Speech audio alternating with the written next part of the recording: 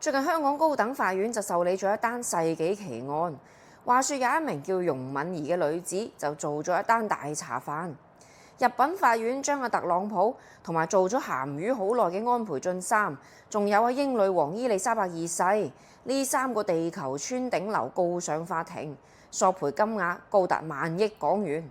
容女士嘅入稟狀即係起訴狀啦，簡直就係魔幻現實主義文學，比當年要求法院擊斃被告嘅訴求更加荒誕啊！容女士要求安倍支付6個行業嘅版權費，仲話自己係英女王同埋特朗普嘅御用品牌設計師，話呢2個人一直欠佢各6個億嘅薪金。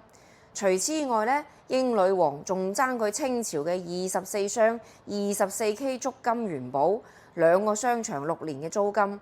最離奇嘅係，佢話英女王當年挪用咗佢啲盈利，去阿周大福嗰度買咗52個皇冠，要求阿英女王返還1500張悅來酒店嘅面值395蚊嘅自助餐券，合計高達萬億元啊！而阿容女士填寫嘅被告送達地址亦都係腦洞大開。據佢所知咧，特朗普住喺荃灣一個私人屋邨單位。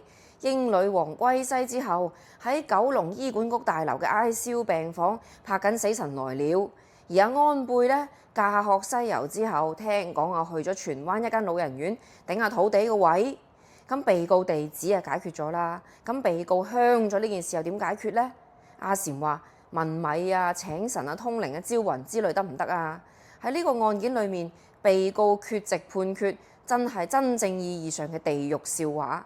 雖然我嘅才華，我個人認為喺阿容女士之上，但係容女士嘅幽默感，我絕對難以企及㗎。開庭當日，原被告全員飛機，得個法官光棍司令一支冷主持大局，審咗個寂寞。但係旁聽席就人頭湧湧，坐滿晒嗰啲吃瓜群眾。我估呢，可能係阿特朗普啲粉絲。坤哥話開咩國際玩笑啊？咁大壇嘢，聯合國知道咗未啊？如果判決佢哋3個敗訴，係咪會賠償部分冥幣啊？當時立案庭審查睇到呢啲跨越陰陽兩界嘅起訴內容，唔需要阿容女士同時提交精神診斷報告嘅咩？如果發生喺大陸，唔係報警拉你啊，就係送咗你去強制醫療咯。我想講呢個案件正好反映嘅係香港普通法系同埋內地大陸法系喺訴訟程序上面嘅核心差異。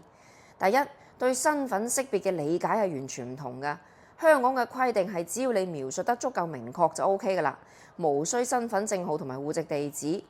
舉個經典例子啊，如果有條友非法佔用咗你棟樓，你又唔識佢，你可以起訴該房屋嘅所有佔有人。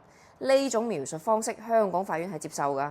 其次，咁離晒大數嘅訴訟請求，何解唔需要預先按照訴訟請求繳納驚人嘅訴訟費呢？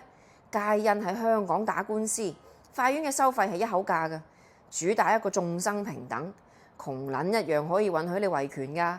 法院嘅入場券統一係1045蚊港紙，1000零蚊就可以體驗到索賠萬億嘅快感。只不過律師費呢，一般都貴到破產咁嘅啫。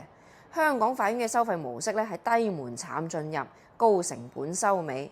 立案就平啊，但一旦敗訴，一般都要承擔對方天價嘅律師費。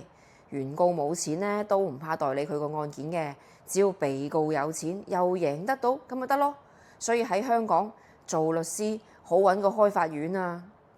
關注我係江律師，你好幸福㗎。